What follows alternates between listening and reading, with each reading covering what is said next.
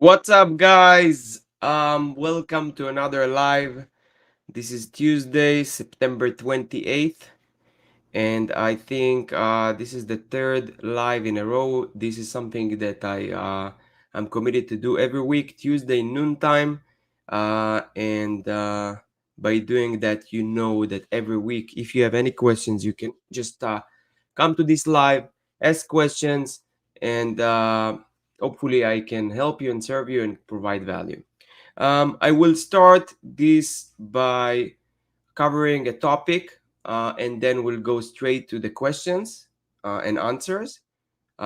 It's really based on first come, first serve. So I encourage you to put your questions ahead of time. I already see some questions. Um, so really exciting times. We're in Q4. Uh, Hopefully, you all prepared and have enough stock, enough inventory, whether that's in Amazon or in 3PL, so you can really maximize this holiday season and benefit from the crazy conversions and crazy numbers, and really wish everyone prosperity this during this Q4. I can tell you that I just came back yesterday from Vegas from a conference. It's called the Rhodium Conference. It's for seven-figure sellers. I was really surprised by the quality of people, and also that the Amazon FBA sellers or Amazon and e-commerce were the minority. Most of the people there came from content website background. So that was really um, something that I was impressed how big operation and how big you can scale content websites. Uh, so definitely, I would encourage everyone to check it out. As far as the Amazon FBA seller, there was specific lady that really inspired us all. Her name is Sumana, and I really hope to bring her as a guest on the channel very soon.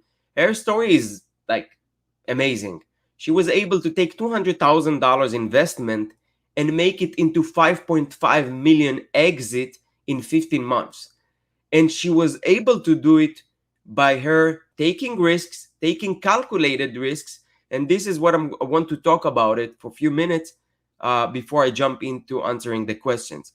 So I'm not gonna touch on her story and how she did it, which is so amazing. So I can keep it for her interview, and hopefully the guest show. I asked her and she said yes. So hopefully very soon that we're gonna bring her as a guest. But by this is something that I always like to do as well. So always asking myself, okay, what do I need to do to reach my goal? So for example, let's say my goal is making $100,000 a month revenue selling on Amazon. Okay. Now I should always ask myself, okay, with one product, can I do it? Yes, I can do it. But that means that I need to take a higher risks. So then you first need to have a strategy. So my strategy was launching more products, maybe like 5 or 10 products to reach to 100K instead of with one product. So I'm really spreading my risks. And by so when once you know your strategy, you can say, okay, what is next? So once you have the strategy and you, let's say, want to launch or need to have 10 products in order to reach 100K, you need to evaluate where you at this moment. So let's say you have 2 products, that means that you have 8 more products that you have to launch.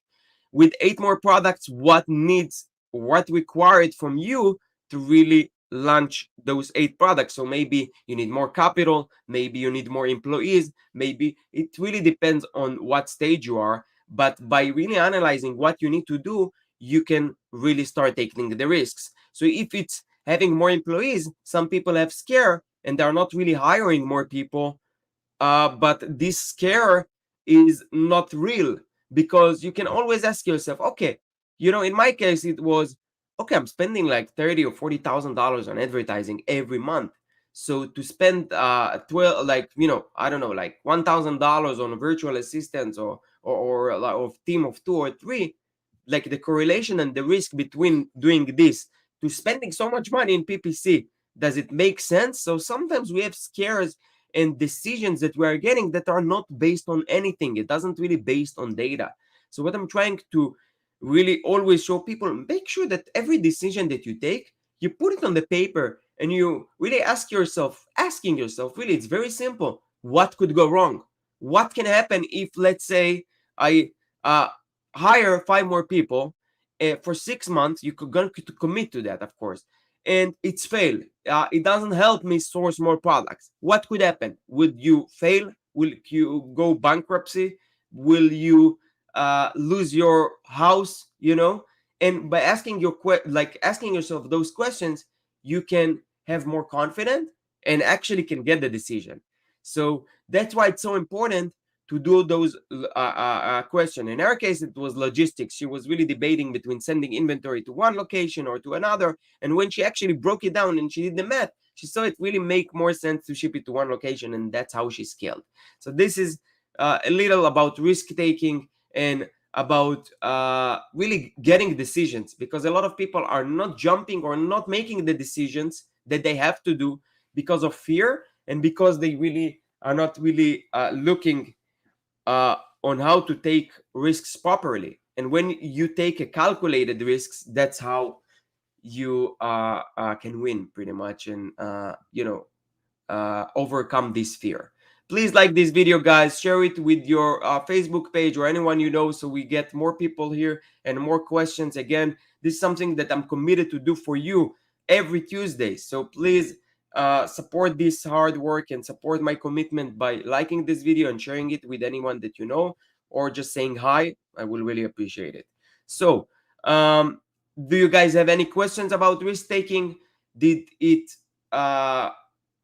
something that prevented you from taking risks, like or getting decisions? The fear, did it something that you had issues with? I would love to hear about it. I know that it's something that is very common, and I get it a lot, including myself. Sometimes I'm not making decisions because I don't really have all the data in front of me, or I'm not really looking at the right way.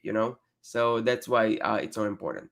So let's start with the first questions. We'll start with Victor. And you know what? Let me put this. So the sooner you ask your questions, the better. So that means that when I send the email notifications, or you see the notification for the YouTube live, and you have a question, just put it here. Or if during the week you have some question that you're not sure about, just write it down somewhere, and you know that on Tuesday you can put it here. So let's start with Victor.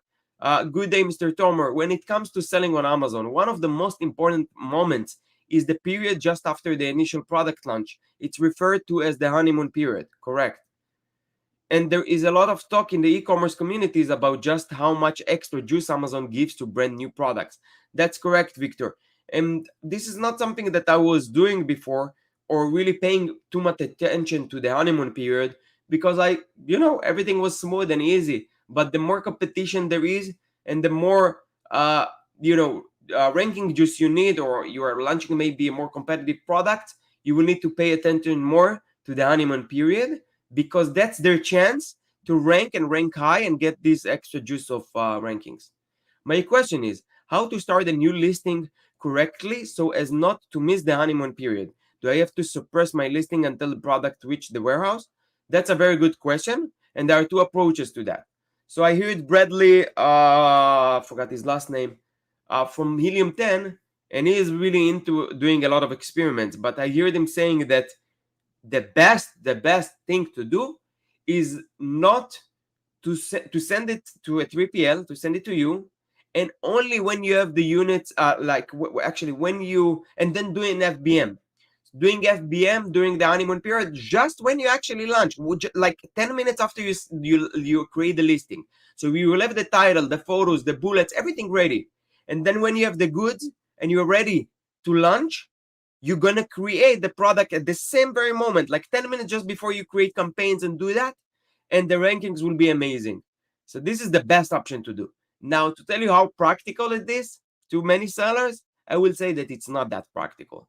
So what I do now is that I ship them all through 3PL, and only when it arrives to the US, I actually create the listing and ship the inventory to Amazon. So yeah, it's not like in the same exact moment, but like 3 or 4 days after I created a listing, I ship it. And on the launch date, you're going to put the date that you think that it will reach to Amazon warehouses, and that will actually be able to, will be available under inventory to actually sell, So that's my strategy. So hopefully this answer your questions. But yeah. And at what point does the honeymoon period start after the listing is created? It starts right away. So Amazon give you like fair chance like 10 minutes after. So he did an experiment that he created a listing without even image. That's like two words title and two words bullets, and it was ranking number one. It wasn't really that competitive keyword, but it was ranked number one. So that's how crazy it is. I hope that by you knowing and hearing this information, it could help you have a better strategy. Krinika, hey Tomer, in your last live, you mentioned that for rebate, you use 4 links in one. So the traffic would look more organic to Amazon. Did I understand it well? If yes, how do you do that? Thanks. Okay, good question. And yes, you got it right. So I use a tool. In my case, it called pixelfy, but you have many tools like that. And basically, what does it do? You get like one link, one destination link, and you put it as the link in rebate key or to any rebate. And what does this link have in it? It has like a rotator. So you actually define in the settings which links it will rotate it each time and how. Like you can do it randomly, so it will rotate each time different link out of those 4 links, or you can do it like in order. So the first one will be to this one. Second person that clicks on this link will go to the next one, the third, and the following, and then it will rotate again. It will start again. So I will explain exactly what links you put there. So I use Google referral link, and you can do more research about it and see how it works. I use also Facebook link, so it looks like it came from Facebook. I use Pinterest link, and then I use the Amazon attribution link. And all of them are being used with 2-step URL, by the way. So I hope I answered your question. If it's not clear, let me know. Definitely, I will explain it further. But this is basically how it works.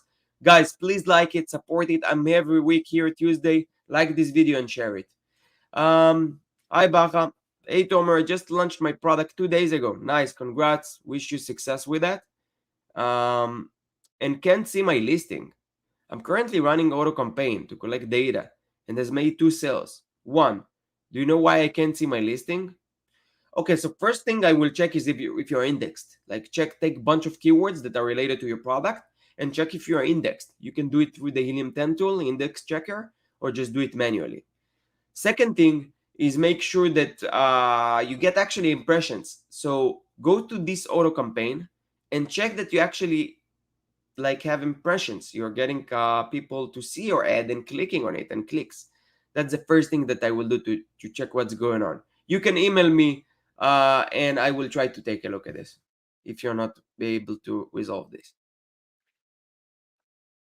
And guys, I know that I mentioned this in the previous live, but if I partnered recently with a freight forwarder service and service that I'm using, so if you need 3PLs locations in the US or Canada, or you need good reliable freight forwarder that not actually gonna like give you like answers in 2 a.m. in the night to Chinese supply like freight forwarder or something like that. You want someone that you can actually talk and get answers and know where the vessel is and basically trusting them. Then let me know. Email me tomer@sourcing-monster.com and I will try to help you and hopefully give you the best prices. And second question, when is the best time to run PPC using keywords from competitor using Helium 10? Thank you. I will do it right away. Actually, choose the best 20 keywords. The best 20, when I say best, the most relevant 20 keywords with good at least 250 search volume that are applies to your listing and start doing PPC campaigns for those right away. Definitely. We have Heretic Grual. Welcome. Are we charge Amazon fees on your price of sales price? Not sure I got this question right, but I guess you asking. Oh, so I'll try to explain that, and I hope it will answer your question. So let's say your sell price is $15. Out of this $15, Amazon have 2 fees. If you're, I assume that you're going to do Amazon FBA, but they have 2 fees. One will be the referral fee, which is a fee they charge because you're selling it through Amazon. They drive all this traffic to you. Usually it's like 10 to 15%. fee. And then you have the FBA fee, which is actually prep fee and shipping fee together combined. So you have those two fees that are combined with one fee that is being deducted from your product. So let's say it's $15 and your FBA fees together with the referral fees are $5. You should get back from Amazon like $10. Out of these $10, you deduct, of course, the cost of goods, and then you have the number that you get of profit from each unit that you sell. Hope it answered your question. Thank you for explaining what was the tool, Pixelfy. Yes, this is the tool. You can check it. There are many URL rotators out there. This one is designed more for Amazon sellers, but there are many URL rotators out there, services like SaaS services, so you can check it out. My email is tomer@sourcing-monster.com, and you can email me if you need good freight forwarder or 3PL services, or just you want to say hi or have any questions. And I really also encourage you to join our Sourcing Monster Facebook group. It's a group that opened, I think, like 2 months ago, and we're starting to have more and more people joining and asking questions. And it's a way for you to engage with me and with other sellers, and we can all grow and become better at selling at Amazon FBA. So, like I said, I was spending the weekend in Vegas in a conference. To be honest, I try to avoid those conferences because it takes a lot of distractions, a lot of focus. But this actually uh, made me so much knowledge, and the connections that I was able to make are really not something that I really expected. So I was really happy to spend this time with Amazon sellers, learn so many things. I thought that, in some areas I'm like know everything, but I was really surprised. And that really shows that you should be humble, always should look for more knowledge, and you can basically learn from anyone. And the more that you help others, the more that you will get. So, if you're a seller, help other sellers. If you're on a Sourcing Monster group, you see a question by someone, try to help them. Believe me, it will pay off. If you just saw like a nice piece of content out there, whether it's mine or some other people, say thank you. You know, uh, the more value that you give to the world, the more that you will get back. It is just the law of life, and the law of universe, pretty much. So definitely something that I encourage you all to do. Your price is $40 and the sell price is 25. Oh, okay. So it will be charged from the $25, from the actual price of sell, not from the retail price or whatever price that you have there. So yeah, if this is confused you, yeah, then definitely from the actual selling price, that's what the fees that are going to be deducted from. So let's say it's $40. It's for 10% referral fee, and you're not gonna pay $4 from the 40. You will pay $2.50 referral fee. Hope this answered. Please, guys, like this video and share it. I don't see more questions, so I'll start. Definitely for everyone here that say hi or ask any question. I will love to help you in your business. I can tell you that I'm really implementing and working on creating better systems in my business now, so I can free my time to focus on PPC, on rankings, and CRO. CRO, this is conversion rate optimization. Those are the focus key things that I want to do every day, because those tasks really are high money tasks. They are tasks that actually uh, every change or every increase in efficiency, whether it's PPC with better ACOS, this we're talking thousands of dollars. So instead of me focusing on talking with seller support, for example, or being doing some low value tasks, I rather really focus on PPC, on conversion rate optimization, on strategy, on visionary, on those kind of things to really grow the business. You're welcome, my dear friend Leo. Hope wish you success with your new product. Baja, your freight company UK. So we ship to the UK as well. So if you need, and there's no risk for you. I mean, you can always give me some you know details and get quote. And if it's not something they're gonna work for you, then it's definitely fine. We're only about really providing the best value for you guys. So really check it out. Um, Product research. I see this a lot, that people spend so much time on product research. They have a way, they think they find a good product, and for whatever reasons, the product, after getting quotes or after really spending more time talking to suppliers, they realize that it might not be a good product, and then they start the whole process of doing product research again. And this is really discouraging them, because when they actually come and do product research again, they have no energy, there is no faith that they can actually find more products, and that's lead them to failure or just leaving sometimes this business. So what I suggest to all of you that had the same symptom is to always do product research. Even at my stage, even now, when I'm not planning to launch any more products this year, probably maybe another product, I'm still doing product research. I still feed the pipeline with more and more products every single day, because for whatever reasons, the products that I'm working on right now will not work, and I will not be able to launch. That's when I can jump right away to the more products that I'm doing product research for. So always feed that machine with more and more products. Always do product research. It doesn't really end. Even if you're not launching products, it will keep you really hands-on on what is going on right now on Amazon, what is trendy, some other items that you might launch in the future, and you shouldn't really stop. So this is something that I encourage all of you to do with product research. Let me just sip some water here.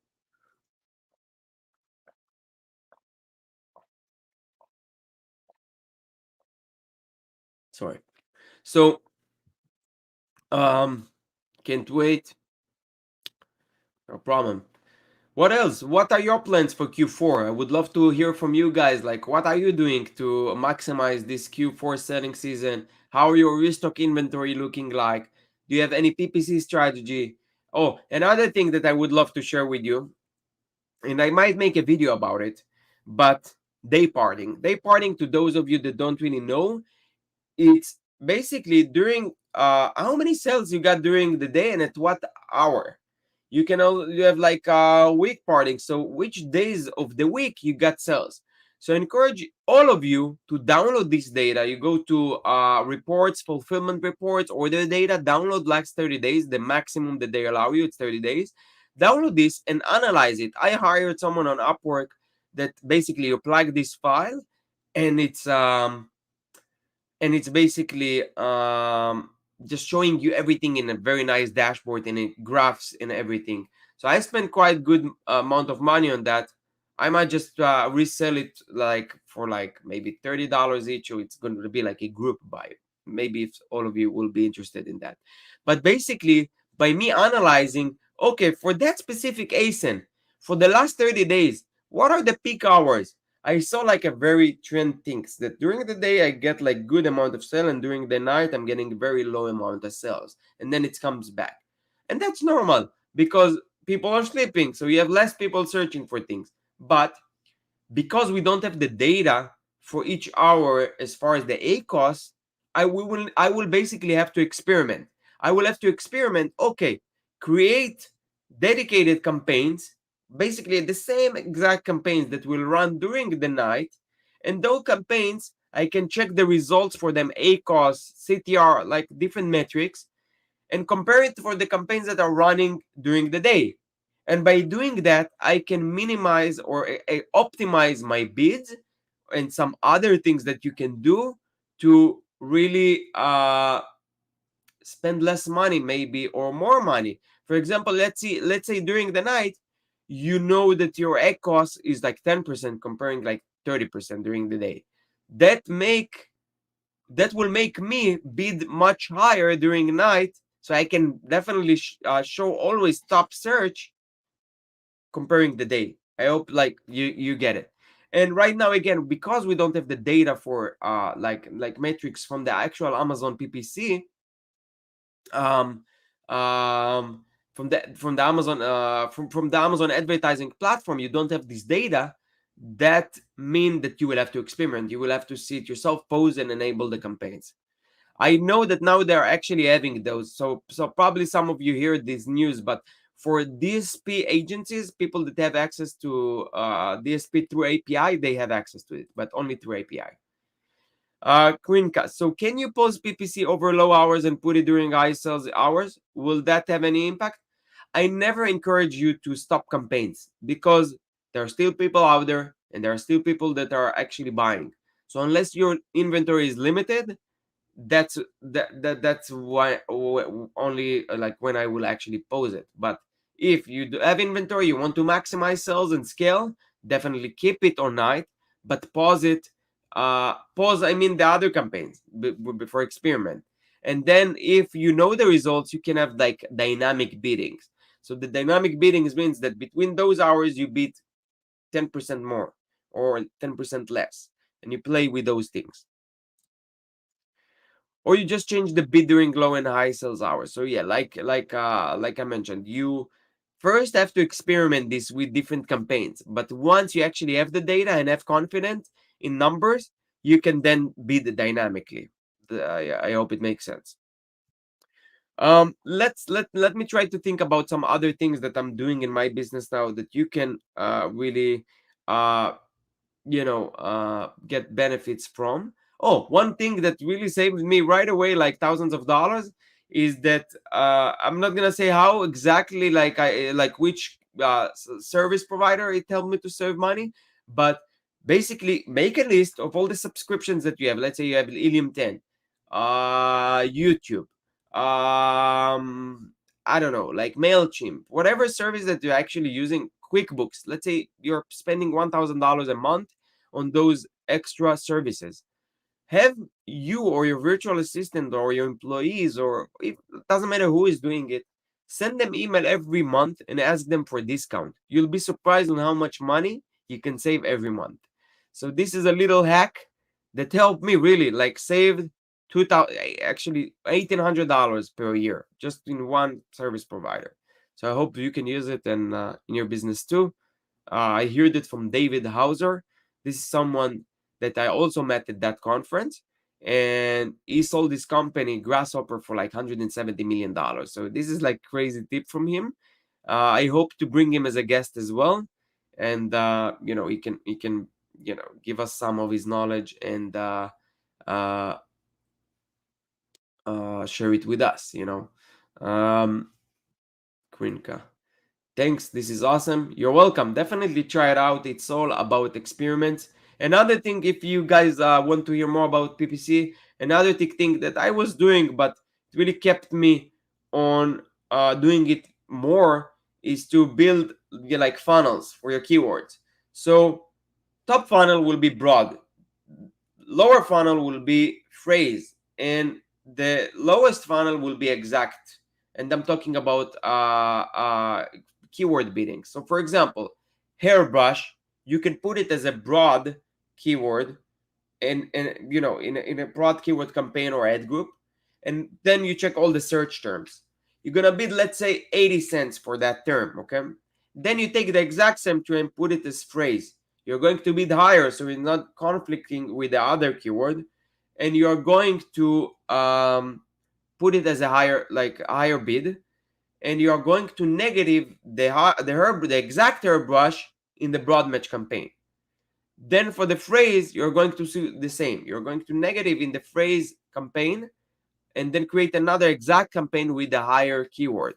So this is basically allow you to see performance and get juice of sales from different targeting, different type of targetings, and really funnel all of them to the exact match. So it will show in a higher priority.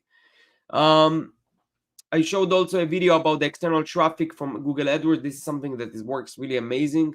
Lately, I encourage you to test it out, see how it works, drive more sales externally. Amazon will reward you for that for sure and give you some extra rankings. Rebates works as well for product launches. And like always, don't really compromise for quality. Always strive to be the best at what you do. Just keep pushing it. Okay. So I don't see more questions here. I appreciate every one of you that were here. Please like this video. I'll see you next week. The more questions we get, the longer lives that we will have, and I'm sure that they will be long enough to a point that I will have to stop and not be able to answer all the questions. It's just the beginning. So hopefully we'll see you next week. Thank you very much for watching. Bye bye.